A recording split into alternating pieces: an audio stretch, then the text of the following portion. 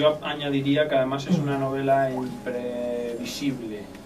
Te va sorprendiendo a cada pasaje con nuevos giros inesperados. Sí, trato de que los capítulos prácticamente queden con una pregunta que se va a resolver en el próximo capítulo. Y Francesc, también me gustaría saber, ya que estamos conociendo la novela, para conocer un poco más al novelista, ¿cuáles son tus referentes literarios principales? Bueno, sí, va a parecer un poco paradójico con respecto a lo que he escrito y lo que... Uno diría Balzac. Sí, pero cuando diga uno de mis escritores favoritos, que ya el pobre ha muerto, ha fallecido, pues os vais a quedar un poco así, pero realmente es que a mí me llena mucho desde niño. Es Mario Benedetti, es un poeta uruguayo y me impresionó lo leo desde que yo tenía 12 años. Entonces, Mario Benedetti a mí me emocionó de pequeño. Luego, escritores como Allende, como Isabel Allende y García Márquez, para mí es un maestro. Pues llegados aquí, yo creo que hemos hecho un recorrido interesante y profundo acerca de lo que podemos hallar en Ekun. Hemos conocido un poco más al autor. También hemos tenido el gusto de ver el proceso de Gabriel, de nuestro eximio pintor. Más el público que está frente a nosotros que nosotros mismos, así que sí me gustaría que Francesc y yo nos levantáramos. Bueno, antes de nada, si me lo permite, yo quisiera agradeceros a todos vosotros. Ah, bueno, ¿por qué no le hacéis alguna pregunta? Exacto. Sería interesante, ¿no? Que si no quieren hacer ninguna, no hombre, pasa nada, ¿eh? Eso sería lo lógico porque no lo han leído, pero yo que sé, alguna duda que os hayamos cualquier despertado. cuestión, pregunta. ¿Cuál es el punto de partida para escribir Ekun? O sea, ¿por qué escogiste esta historia, no otras? Sí, me parece muy interesante esta pregunta. Bueno, por la esclavitud en todo su contexto. Es decir, antes y ahora. ¿Por qué la esclavitud? Casi que lo he dicho antes. ¿Por qué la esclavitud? ¿Por qué? ¿Quiénes somos nosotros no nosotros, sino quién soy yo para dominar a otra persona? Entonces, esto era un tema que me seducía muchísimo, lo tenía constantemente en mi cabeza. Y sí, es verdad que se ha escrito mucho sobre la esclavitud africana. Pero nunca será suficiente romper una lanza a favor o al estar en contra de todo esto de la esclavitud. Jamás será, por mucho que se escriba.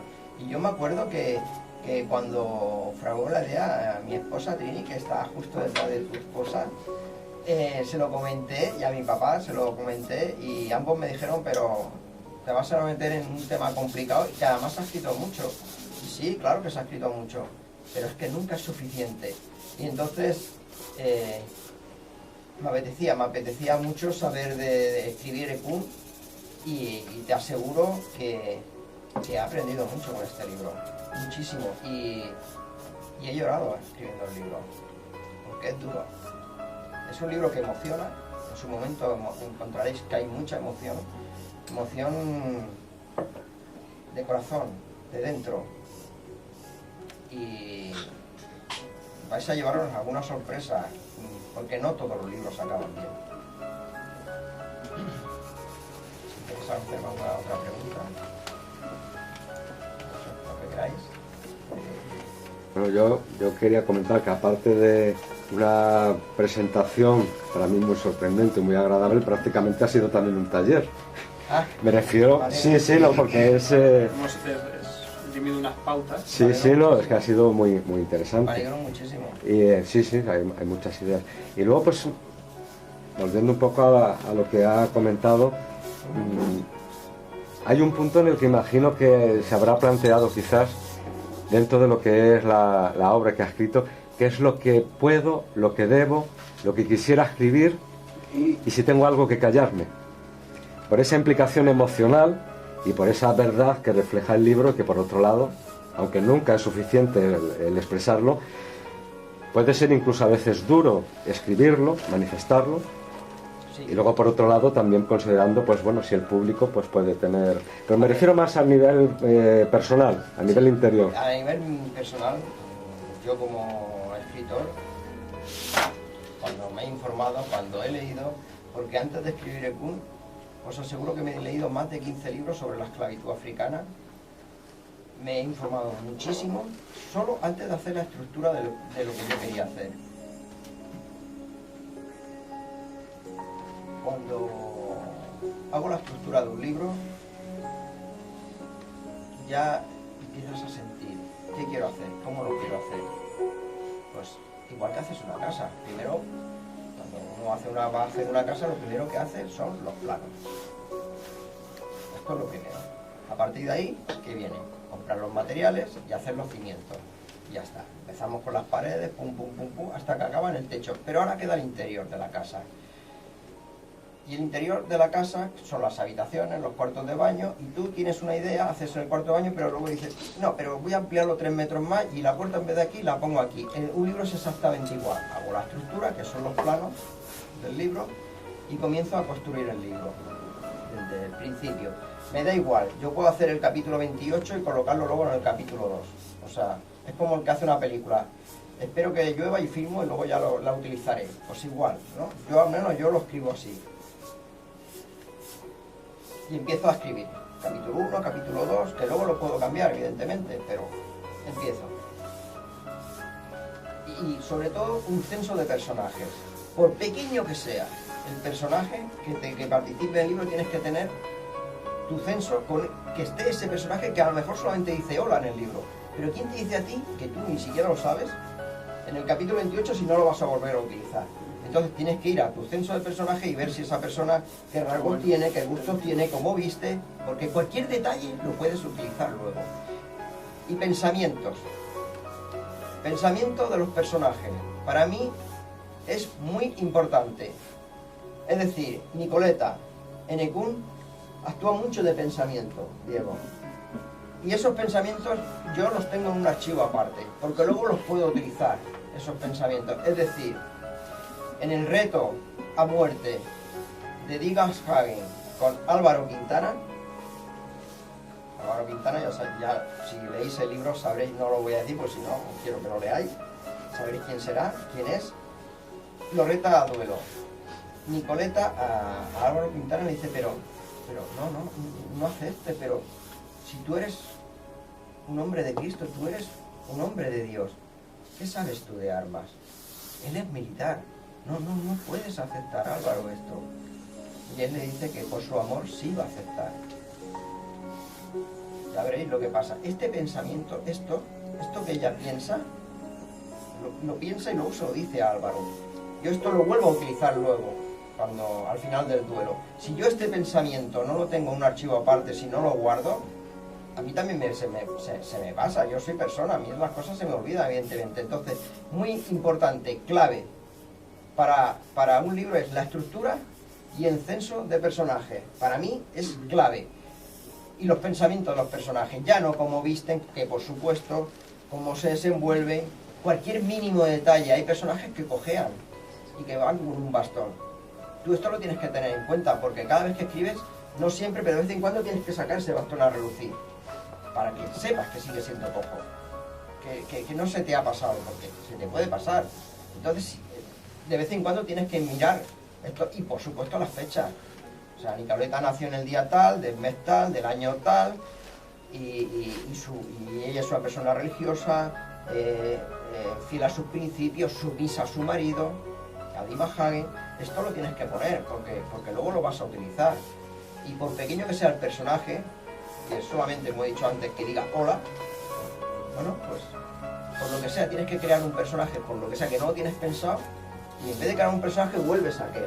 Esto me pasa con un personaje que se llama Seis Dedos en la novela, que yo al principio lo utilicé como... y luego resulta que es una pieza bastante importante de la novela. De hecho, una de las más importantes. Exacto, que al final exacto.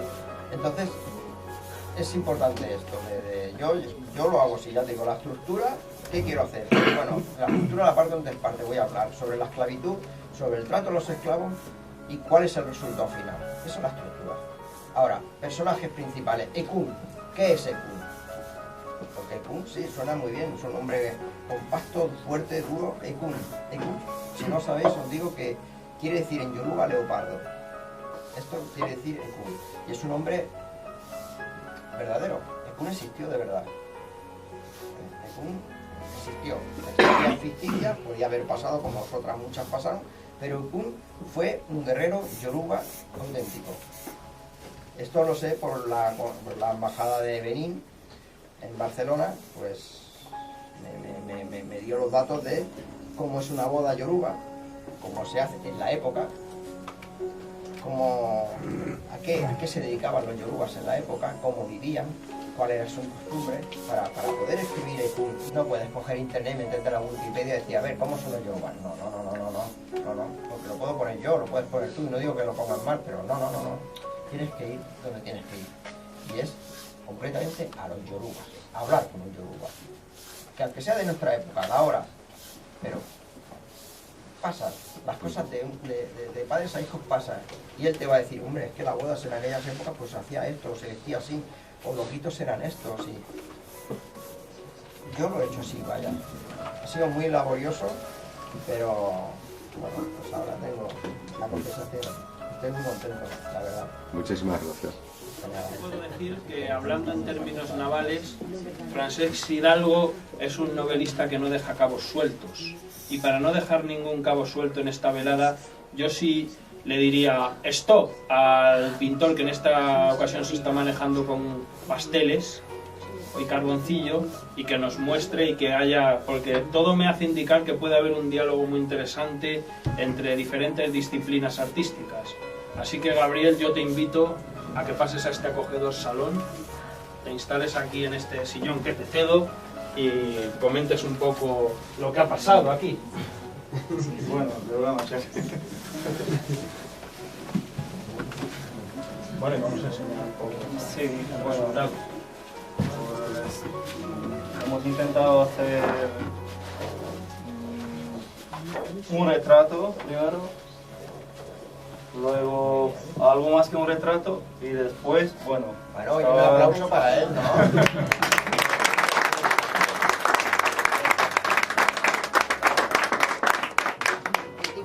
¿Qué tipo de pintura pinta normalmente? He empezado por pintar, por hacer retratos, por hacer una pintura más realista.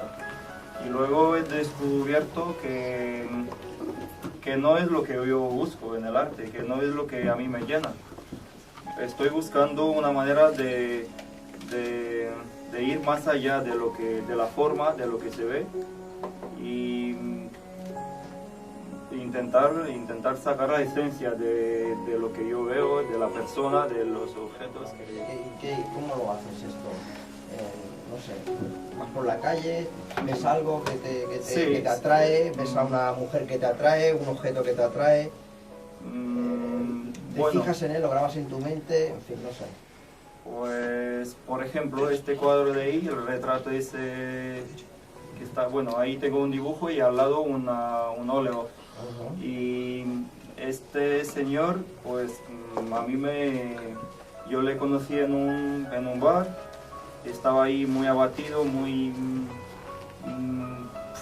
bueno,